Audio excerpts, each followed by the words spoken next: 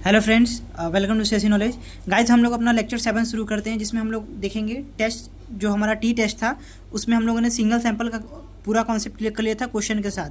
अब हम लोग देखने जा रहे हैं कि जब हमारे पास दो सैंपल हो टी टेस्ट का, जैसे हमने सिमिलरली एफ टेस्ट का देखा था ना, जिसमें वन सैंपल था, फिर उसके बाद दो सैंपल भी था।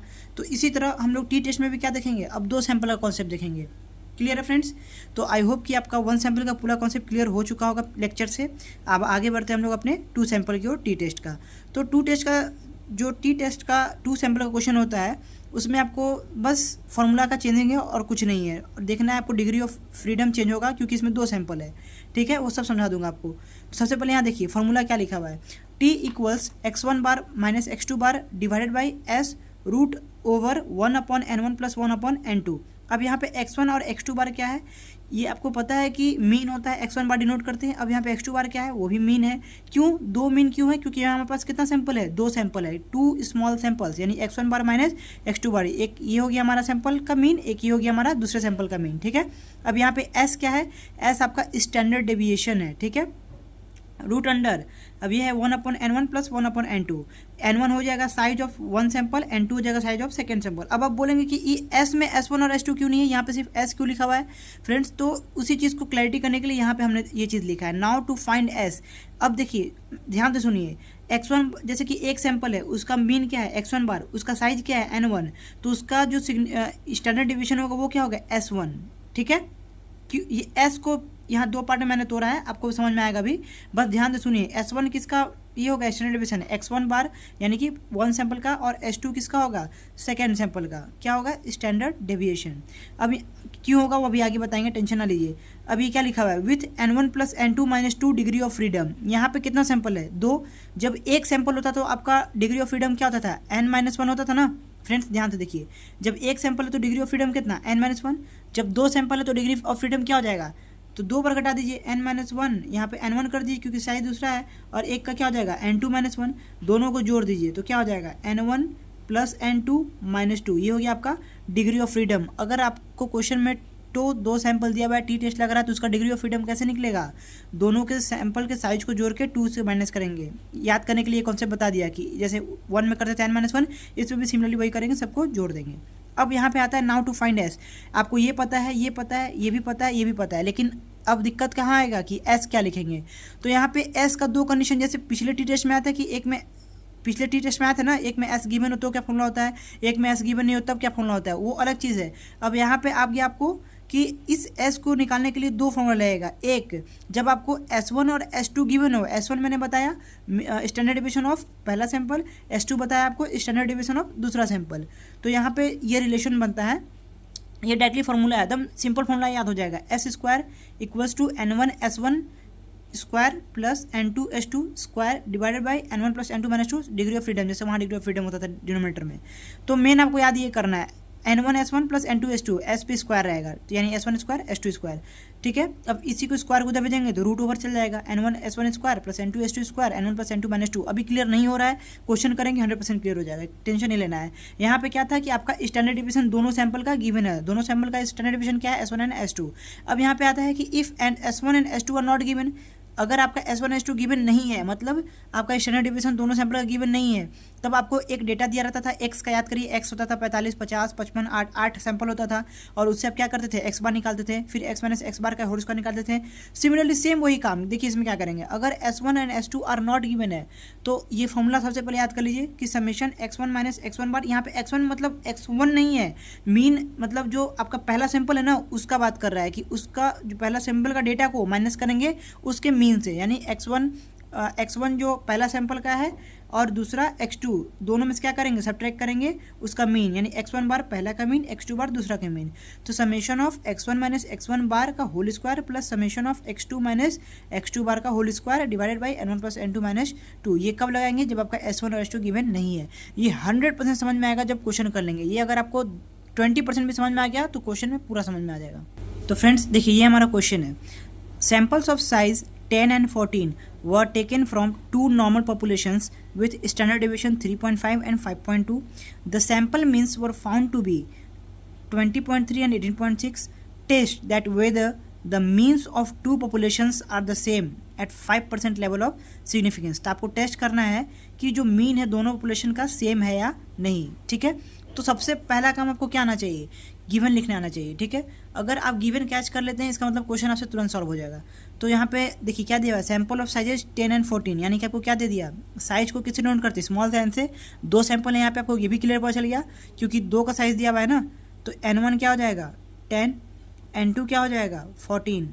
मैंने बोला था कि सबसे पहले आपको कैच करना होगा कि कौन सा टेस्ट इस पर अप्लाई होगा, क्यों होगा, ये सारा चीज़ आपको पता चल गया क्योंकि ये हमारा स्मॉल सैंपल है एन लेस देन 30 है, सीधी सी बात, ठीक है। तो यहाँ पे हमने N1 लिख दिया, N2 लिख दिया। अब क्या दिया हुआ है, with standard division 3.5 and 5.2। Standard division को किसी डिनोट करते हैं, बताया था मैंने अभी, S1 एंड S2 से।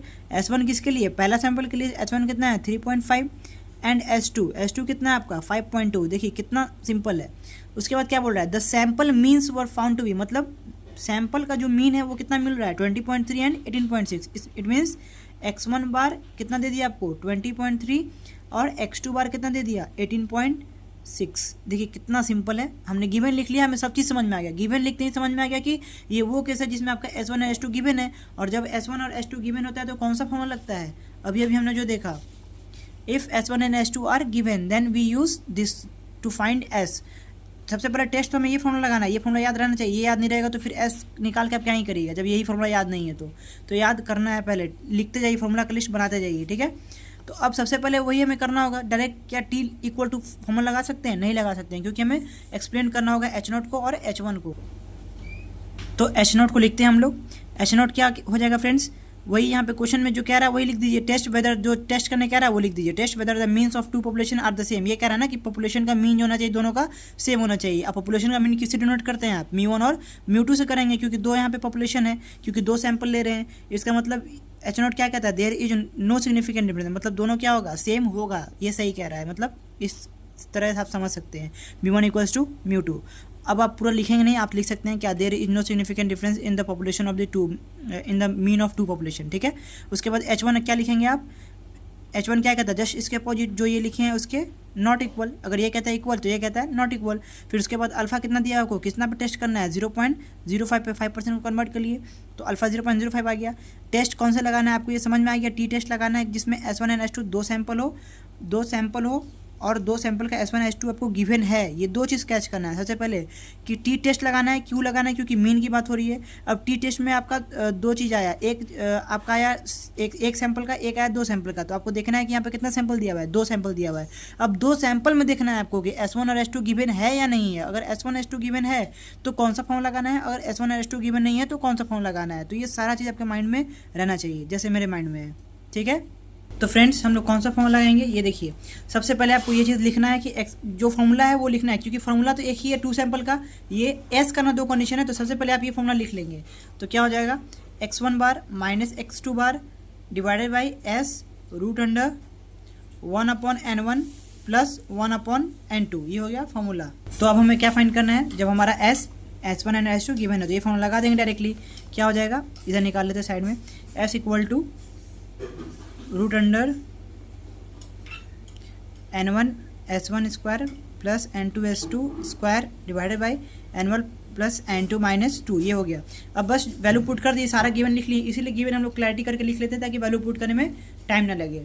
तो रूट अंडर N1 कितना है आपका 10 है, S1 का स्क्वायर, S1 है 3.5 तो 3.5 को दो बार लिख देंगे, 3.5 इंटू 3.5 प्लस N2 कितना है आपका, N2 का साइज है 14 लिख दीजिए, और S2 कितना है 5.2 तो 5.2 को 2 टाइम्स लिख देंगे, 5.2 इंटू 5.2। अब उसके बाद क्या कर देंगे, divided by N1 plus N2 minus 2, N1 है 10 N2 है 14 और माइनस 2, ये रूट पूरे पे है, ठीक है। अब इसको क्या करेंगे, कैलकुलेटर से आप सॉल्व कर लेंगे। तो फ्रेंड्स यहाँ पे S का वैल्यू जो आएगा सॉल्व करने के बाद 4.772 आएगा, और ये रूट में आएगा आपका 22.775, आई थिंक ये आना चाहिए। और उसको जब बाहर निकालेंगे तो 4.772 आएगा, ये वैल्यू आ जाएगा आपका S का। अब बस इस पर पुट कर दीजिए। X1 बार आपका कितना है, X1 बार है 20.3 तो 20.3 लिख लीजिए। X2 बार कितना है 18.6 तो 18.6 लिख दिया हमने। S हमारा है 4.772, उसके बाद डिवाइडेड बाई 1/N1, 1/N1 है 10 और प्लस 1/N2 का क्या वैल्यू दिया हुआ है N2 है हमारा 14, हाँ 14 लिख दिए। जब फ्रेंड्स इसको सॉल्व करेंगे, जब इसको सॉल्व करेंगे तो हमारा वैल्यू आएगा 0.86। फ्रेंड्स ये कैलकुलेटर से करना है, खुद से नहीं करना। अगर आपसे नहीं होगा तो आप कमेंट सेक्शन में बताएं, मैं कैलकुलेटर यूज़ करके आपको बता दूंगा कि कैसे वैल्यू आएगा, ठीक है। तो हमने क्या किया, टी कैलकुलेटर अपना फाइंड कर लिया फ्रेंड्स। ये हमारा क्या निकला, टी कैलकुलेटेड, जो हम निकालते हैं फॉर्मूला पे रख के। अब हमें क्या देखना होता है, टी टैबुलेटेड की टेबल की वैल्यू क्या है, डिग्री ऑफ फ्रीडम और लेवल ऑफ सिग्निफिकेंस पे। लेकिन उससे पहले हमें क्या निकालना होता है, डिग्री ऑफ फ्रीडम निकालना पड़ेगा। तो डिग्री ऑफ फ्रीडम शॉर्ट में लिख रहा हूँ, डिग्री ऑफ फ्रीडम ये क्या होता है, जब टू सैंपल हो तो N1 + N2 -2 होता है। N1 कितना है 10, N2 कितना है 14, -2 कर दिए तो 10 + 14 कितना हो गया 24 - 2 दैट इज 22। फ्रेंड्स तो हमारा लेवल ऑफ सिग्निफिकेंस 5% था, दैट इज 0.05। और हमारा जो डिग्री ऑफ फ्रीडम आया वो कितना है 22 आया। और 22 पे हमारा वैल्यू कितना दिया हुआ है 2.07 आपको देखने आता है ऑलरेडी। तो लिख दीजिए जो वैल्यू आया। तो आपका जो टी टैबुलेटेड वैल्यू है वो कितना आया आपका 2.07, और ये आपका आया कैलकुलेटेड वैल्यू। तो बड़ा कौन है फ्रेंड्स, टी टैबुलेटेड। अब लिखेंगे क्या, कंक्लूजन लिखेंगे नीचे में। कंक्लूजन में क्या लिख देंगे कि जो हमारा टी कैलकुलेटेड है लेस देन है टी टैबुलेटेड। जब टी टैबुलेटेड वैल्यू हमारा जब बड़ा होता है तो हमारा H0 क्या होता है, H0 इज एक्सेप्टेड। और जब आपका H0 एक्सेप्ट हो गया इसका मतलब क्या हुआ, जो आपने नल हाइपोथेसिस को एक्सप्लेन किया μ1 = μ2, दैट इज कि दोनों पॉपुलेशन का मीन क्या है, सेम है। तो यानी ये कि ये सही है, यानी H0 इज एक्सेप्टेड। तो ये था हमारा क्वेश्चन फ्रेंड्स। तो ये आपके पास एक क्वेश्चन है जो आपको खुद से सॉल्व करना है और खुद से वैल्यूज को फाइंड करना है, ठीक है। क्वेश्चन क्या कह रहा है देख समझा देता हूँ। The height of 6 randomly soldiers are इतना, height of 6 randomly soldiers and there is 9 randomly chosen soldiers are, मतलब एक में 6 सोल्जर को चूज़ किया गया, एक में 9 को चूज़ किया गया, ठीक है। यानी आपके पास 2 सैंपल आ गया जिसमें 6 सोल्जर है, एक में 6 सोल्जर है यानी N1 कितना है 6 है, और एक में 9 रैंडमली सोल्जर यानी N2 कितना है 9 है, ठीक है। अब कह रहा है और ये दिया हुआ है कि क्या कौन कौन सा नंबर जो चूज़ किया गया कौन कौन सा, 61 62 ये चूज़ किया गया, इसमें 63 65 68 अप टू 72 ये चूज़ किया गया, ठीक है। अब कह रहा है test whether the average height of soldiers are taller than the average height of soldiers. ये बोल रहा है कि जो हाइट है सोल्जर्स का, एवरेज हाइट ऑफ सोल्जर्स, यहाँ पे आई थिंक लगता है कुछ something is mistake. Test whether the average height of sailor, ये जो यहाँ पे सेलर होना चाहिए, sailor are the taller than the average height of soldiers. And यहाँ पे क्या होना चाहिए, the height of 6 randomly sailors. यहाँ पे क्या होगा, सेलर्स, एक सेलर्स का 6 रैंडमली लिया गया और 9 क्या लिया गया, सोल्जर्स का लिया गया, ठीक है। अब वही पूछ रहा है कि test whether the average height of sailor are taller than the average height of soldier. यही बस कंपेयर करके दिखा देना है, ठीक है। आपका क्या क्या एवरेज का मतलब क्या होता है, मीन। तो आपको दिखा देना है इसमें क्या कि x1 bar is equal to x2 bar किस में, H0 में, ठीक है। और H1 क्या हो जाएगा, उसके अपोजिट, नॉट इक्वल टू।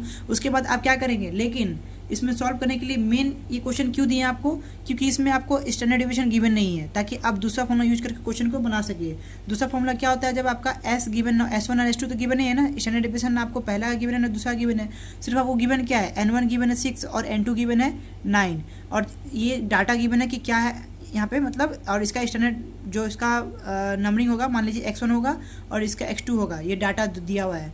ये हो जाएगा एक तरफ 63 65 68 अप टू कहाँ तक 72 तक जो लास्ट दिया हुआ है, और ये क्या हो जाएगा 61 62 65 अप टू कहाँ तक 73 तक जो ये दिया हुआ है, ठीक है।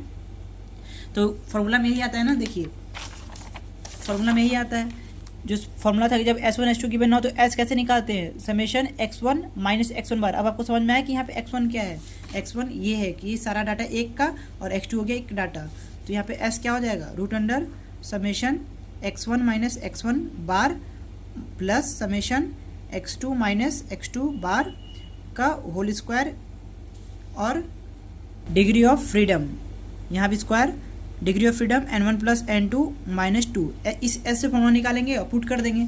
यहाँ पे देखिए कह रहा है और टॉलर देन, यहाँ पे बता दिया ना, यानी ये आपका क्या है, सिंगल टेल है, टॉलर यूज आ गया ना, टॉलर स्मॉलर आता है तो हमें पता चल जाता है कि हमारा सिंगल टेल है। और टेबुलेटेड वैल्यू से कंपेयर करने के लिए क्या करना पड़ता है, जो आपकी अल्फा 0.05 दिया हुआ है इंटू 2 कर देते हैं, डेट इज 0.1, इस वैल्यू पे चेक करेंगे और डिग्री ऑफ फ्रीडम कितना निकल जाएगा, N1 प्लस N2 माइनस 2 यानी 6 plus 9 minus 2, 9 plus 6 15 minus 2 that is 13 और 0.1 पे चेक करेंगे, वही हमारा टेबुलेटेड वैल्यू निकलेगा। अब फ्रेंड्स x1 बार कैसे निकालेंगे, इससे जो आपका मीन निकलेगा x1 बार हो जाएगा, इससे जो निकलेगा x2 बार हो जाएगा। कैसे निकलेगा, समेशन x अपॉन n, इसका कैसे निकलेगा समेशन ऑफ x1, इसका हो जाएगा summation of x2 upon n2, इस तरह से दोनों का क्या हो जाएगा, x1 बार निकल जाएगा और x2 बार निकल जाएगा। उसी तरह से आप क्या करेंगे, इस क्वेश्चन को भी सॉल्व करके s पुट कर देंगे, s निकल जाएगा। उसके बाद t का फॉर्मूला पुट कर देंगे 2 सैंपल के लिए, क्योंकि यहाँ भी क्या हमारे पास 2 सैंपल है, ठीक है। तो क्या हो जाता है फॉर्मूला t का, अभी हम लोग सॉल्व किया है ना, x1 बार माइनस x2 बार, यहाँ पे s root under 1/n1 + 1/n2 इसे पुट कर देंगे, आपका वैल्यू निकल जाएगा t कैलकुलेटेड, और t टैबुलेटेड से कंपेयर कर लेंगे कितना पे 0.1 और 13 डिग्री ऑफ फ्रीडम पे। फ्रेंड्स, तो अब हम लोग शुरू करने जा रहे हैं हमारा कॉन्फिडेंस इंटरवल। जैसे हमने जेड टेस्ट में देखा था वैसे ही हम क्या करेंगे टी टेस्ट में भी देखते हैं। तो इसमें एकदम सिंपल होता है, कोई दिक्कत नहीं है। बस आपको इसमें होता क्या है, कॉन्फिडेंस इंटरवल में आपको निकालना होता है एक लिमिट, एक रेंज निकालना होता है, ठीक है ना। तो 2 चीज़ आता है, एक 95% आता है, एक 95% आता है, एक 99% आता है। जिसमें 95% कॉन्फिडेंस लिमिट है तो 5% level of significance, 99% confidence limit है तो 1% लेवल ऑफ सिग्निफिकेंस, ठीक है। तो अब देखिए इसको निकालते कैसे हैं, तो बस इसको सॉल्व कर देंगे, इसी के अकॉर्डिंग क्वेश्चन भी है। चलिए पहले इसको और समझ लेते हैं। 95% कॉन्फिडेंस लिमिट कहने का मतलब क्या है और 5% लेवल ऑफ सिग्निफिकेंस का मतलब क्या है। 5% मतलब कि इतना एरर चल सकता है, और इतना 100% मतलब 95 का 100 कह रहे हैं कि इतना % सही होना चाहिए, और इतना कंपनी क्या सकता है, एरर को सॉल्व कर सकता है, एरर को मैनेज कर सकता है 5%। तो इसको नहीं समझिए, मेन आपको क्वेश्चन डायरेक्ट आएगा, जैसे अभी दिखाएंगे तो समझ में आएगा कि इसको कैसे सॉल्व कर रहा है। तो आपको याद कैसे करना है, देखिए फ्रेंड्स, अगर 95% क्वेश्चन में रहेगा तो x बार में से t 0.05 जितना लेवल ऑफ सिग्निफिकेंस रहेगा उतना का वैल्यू, टेबलेटेड वैल्यू आपको साइज दिया रहेगा, जिससे आप डिग्री ऑफ फ्रीडम निकाल लेंगे। s/√n दिया रहेगा तो डिग्री ऑफ फ्रीडम निकाल लीजिएगा ना, डिग्री ऑफ फ्रीडम निकाल लीजिएगा तो t 0.05 लेवल ऑफ सिग्निफिकेंस है, टेबल से क्या कर लीजिएगा, वैल्यू निकाल लीजिएगा। ये आपका गिवन रहेगा आप जनरली, ठीक है।